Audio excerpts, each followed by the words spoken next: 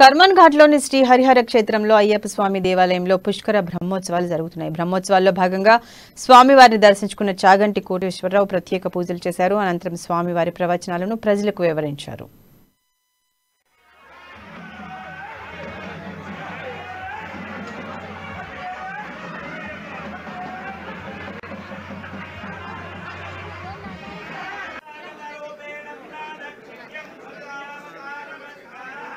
జ్ఞానము కలగాలి అంటే శివానుగ్రహం. అందుకే జ్ఞానదాత మహేశ్వర అంటారు. అందుకే తెల్లటి వర్ణంతో ఉంటాడు.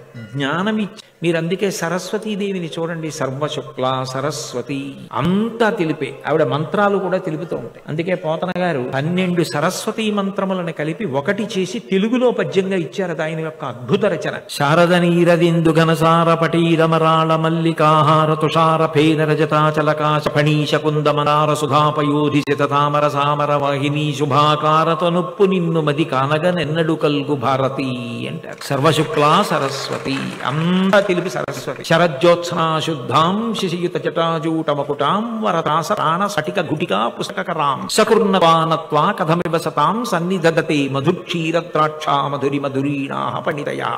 తెల్లగా ఉంటుంది, తెల్లటి బట్టగడు. ఇందాకనే ప్రార్థన చేసేటప్పుడు చేశాను కదా, విమలపటి కమలకుటి పుస్తక రుద్రాక్ష శస్తహస్తపుటి కామాక్షి పక్ష్మలాక్షి కలిత విపంచి విభాసి వైరి